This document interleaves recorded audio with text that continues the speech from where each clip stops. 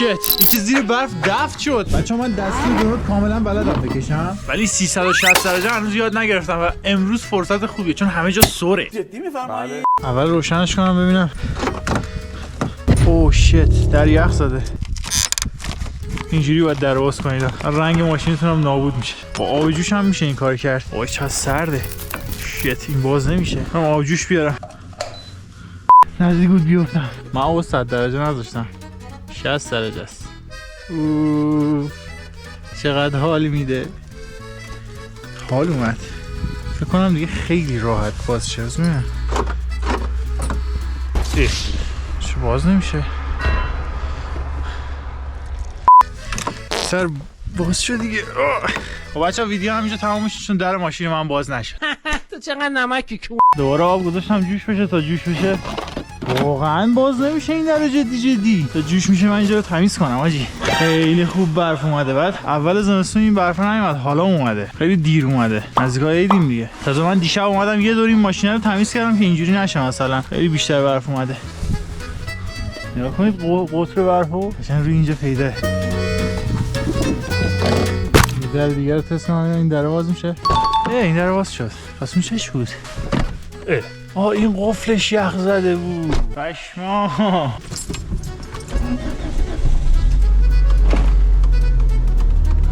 برفا کنم گیر کردن. بچه برفا کنم رو من آبجوش گرفتم، همینجور چراغا همه چی اوکی شد. بریم که بریم.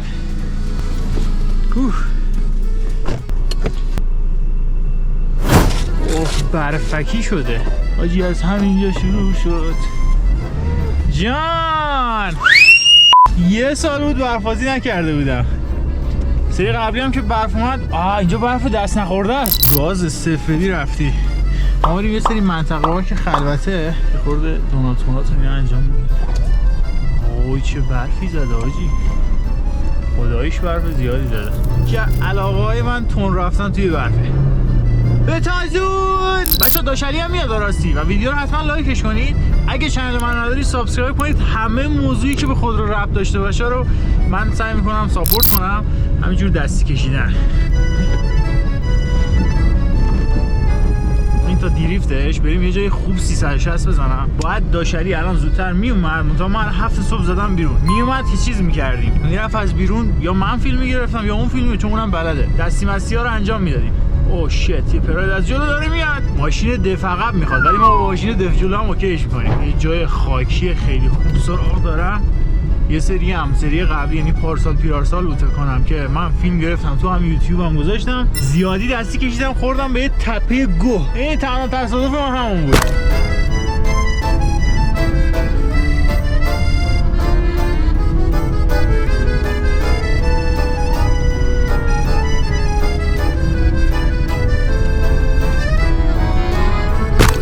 کسی اینجا نیومده بوده، من اولین نفرم دارم توی این خیابون میام.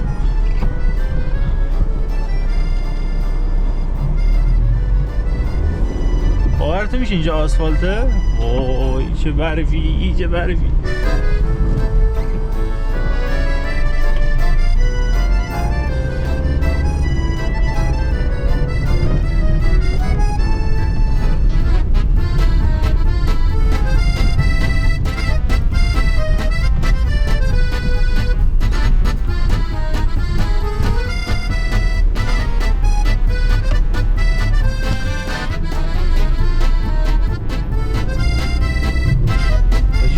من جاده رو تشخیص نمیدم ولی شاید باورتون نشه اینجا جاده است.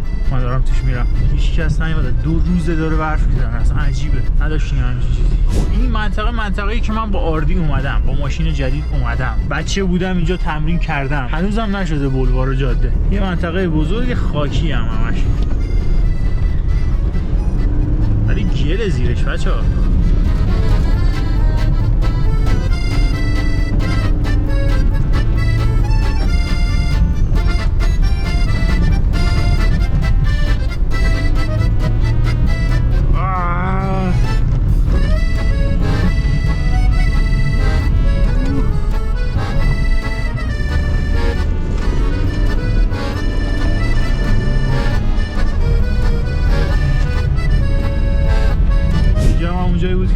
جدید اومدیم آفرود رفتیم، ولی اینجا واقعا زیرش گله. اگه نگاه کنیم این چه گلی هم هست. یه خورده من حواسم نباشه میتپم. داشلی کجایی؟ زوج هنریمون نیست. زوج هنریم توی روستای دیگه است، میتونیم بریم دنبالش. انقدر که دوره.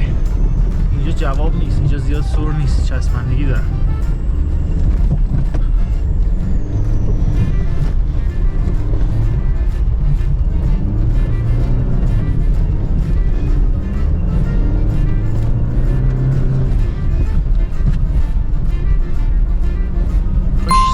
روز همینجوری برف بزنه، برف بزنه شادی بیاره.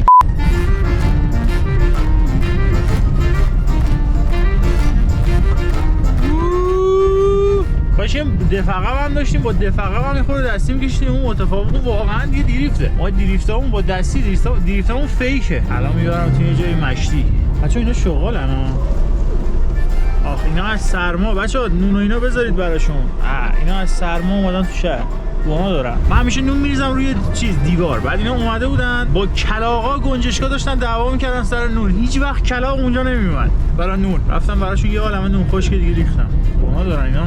ممکنه گشنه بمونن تا فصل بعدی. بله داشتم میگفتم بچه‌های عزیز. اگه اینجا رو ببینید چه جوری داشت میپاشید، بریم یه جایی، یه سطح شیب داره آرومیه و آسفالته و قطعا هم هیچکی رفته ولی کم رفتن. اونجا فیت 360 من اونجا باید 360 رو یاد بگیرم. اسم میگم 360 روی جای چسبنده بهتر اتفاق میفته، چون سر اصلا نمیره ماشین. اینجا رو باید با دریفت رد کنی. هر وقت که نمیپیچه باید دریفت کنی.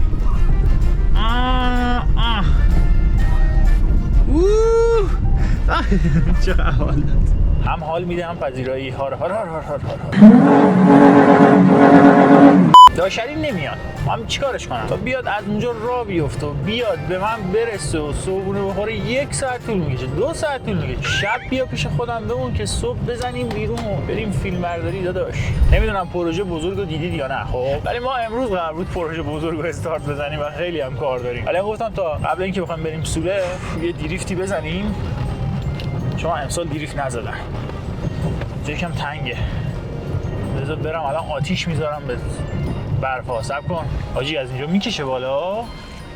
اینجا نکشه بالا ویدیو تمومه. اون پرایده رفته، ما هم میریم. اینجا همونجاست که قراره من 360 بزنم، منتها انقدر برف از نمیتونم برم بالا. اگه از این پرایده بتونم سرعت بگیرم خیلی دیگه ته حرفه‌ای بودنه. حالا بذار یه 360 درجه براتون بزنم. اصلا حاجی گیر کردیم تو صافی. این 360 منظورم نیست الان میشه زد. هیچ وقت اینجوری من برف نمیم حاجی، هیچ کاری روش نمیشه کرد. بریم دستی خودمون بکشیم برش کن. برو بریم بچه ها. یه 360 دارم اینجا میرم. خب یه دونه کوچولو زدم ولی این نبود. میتپه ماشین تو برف وقتی کج میشه. ببین یه دونه اینجوری بیای کلاج نمیره، گیر میکنه تو برف وقتی بغل میره. از جاده داریم خارج میشیم. جاده کجاست؟ یه دونه دیگه اینجا بریم. جون جدت برو. شد. حاجی چه حالی میده. کاش یکی بود از بیرون فیلم میگرفت. داش علی سگ تو روه. هر لحظه و هر مکان داش علی سگ تو روه. حتی اون یکی داش علی هم نیست. اینجا رفت تو گیل که اینجوری شد. دریف عربی.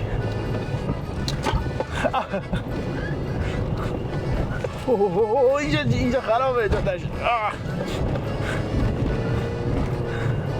چیکار کردم جاده رو؟ چرخ عقب نداره کن. اینجوری عقب جلو میکنی راحت ماشین در میاد. اصلا نیازی به چیز هم نیست. کار خاص هم نیست. تا دیگه فکر نکنم بتونیم بریم بالا. من با پدالم دارم بازی میکنم. گاز که میدی برمیگرده تو پیچ.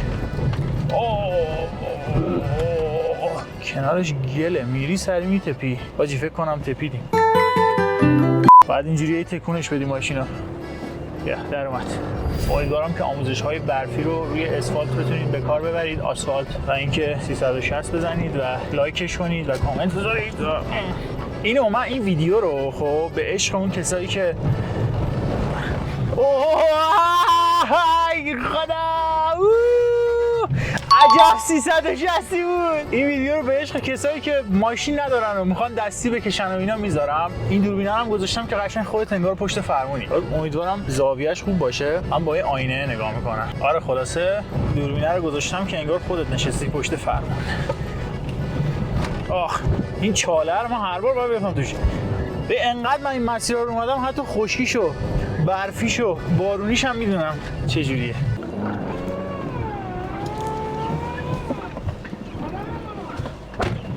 پولوسه که اینجا میاد پایین ها چون جدت را بیافت. اینا اومدن آبرون نره بشه. هرچی گاز ندی بهتره تیبر.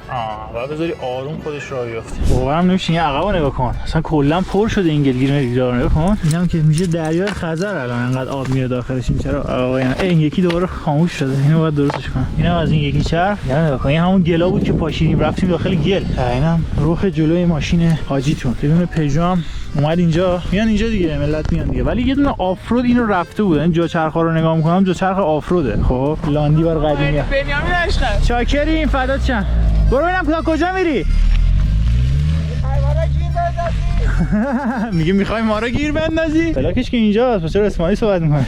لامصب ماشین بازی بچه اصلا کلا هر کاری تنهایی زیاد حال نمیده. باید مثلا الان ما 5 تا ماشین میشدیم هم به وقت میومدن. 5 تا ماشین میومدیم اینجا پارک میکردیم ماشینا رو فیلم میگرفتیم دریفت میزدیم عشق میکردیم. این نفری حال نمیده. اصلا دریفت براشون برام اینا دیگه از نزدیک ببینن عشق کنن.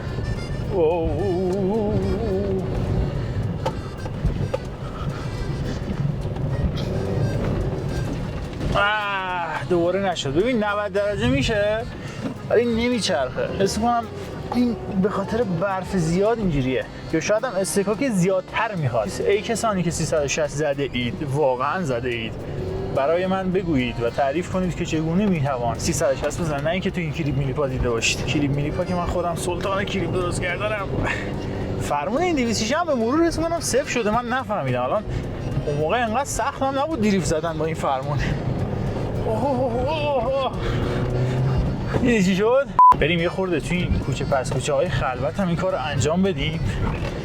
اینجا آسفالت خاکی میشه یه تکون میخوره ماشین. یه زمانی بچه‌ها من خیلی انرژی خیلی مثلا این دوپامین چیه ترشح میشه عشق حال میکنی. آدرنالین خیلی برای من ترشح میشه وقتی این کار رو میکردم. خب مثلا تا یکی دو روز حالم خوب بود. الان حتی اگه مثلا تصادف هم بکنم مثلا تکون نمیخورم چون همه رو تست کردم. مثلا یه عالمه دریفت زدیم با آردی من تصادف و شبیه سازی کردم. همه ترسام ریخته دیگه. آدرنالین و این چیزا اصلا تولید نمیشه تو بدن من. حال نمیده. فقط کتفم درد میگیره من فرمون بدم. ولی کسایی که اولش میخوان بزنن خیلی حس خوبی داره. مثلا انقدر باحاله. ان شاءالله همین جمع هممون توی کانادا داشته باشیم دریفت بزنیم با ماشینای دفع عقب GMC یا فورد F150 یا رپتور یا دوج هلکت. چه سگی چه اسولی. هلو داگی.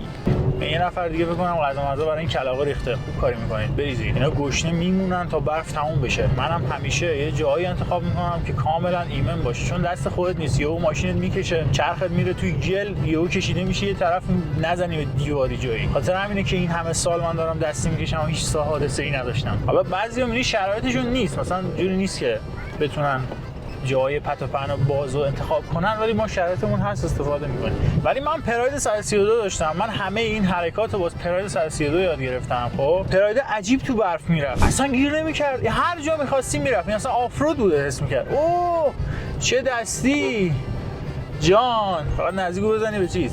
بنده خدا این راه اومد جلو من دستی بکشه بره. حس میکنم دارم استوری میگیرم. اوه ولی این فرمونش خیلی دیگه صفر شده برای این کارا. ببین نتونستم زود بچرخونم. کتفم البته درد گرفتیه.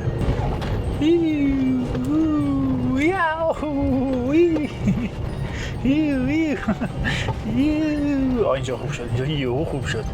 یهو کوالیتی کار رفت بالا. برف دست نخورده 1 درجه 1 تبریز. بچه‌ها من یه ماشین دفع عقبم دارم.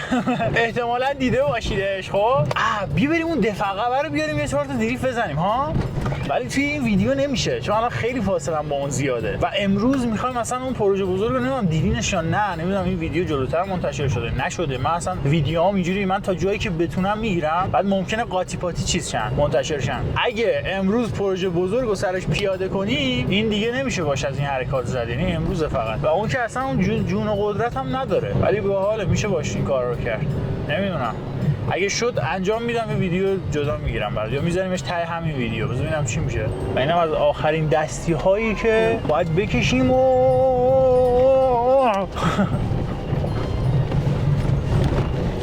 حاجی اینجا دیگه مثل چسب میمونه.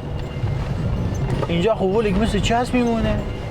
اینجا همش چسب نه که هر لهجه‌ای که بگیم میتونم در بیارم. ادا نه لهجه رو مثلشون صحبت کنم بگن نه. ماشین کلا محو شد دیگه. این چرخش انگار یه چیز شده بود، برفش گیر کرده اینجوری که بوش میاد داره خیلی سنگین شده بود. داش علی میذاشتی 2-3 سال دیگه میومدی. یه عالمه خیلی برف بود. یه عالمه من دستی کشیدم تنهایی. یه عالمه کشیدیم تنهایی. تک خوری داداش تک خور. اینو نگاه کن. داش رینگای ماشین من پر شده. خیلی برف ماشین بود. هنوزم داره برف میاد. نظر چیه با اون ماشین دفعه هم بریم؟ بریم؟ خیلی خوبه.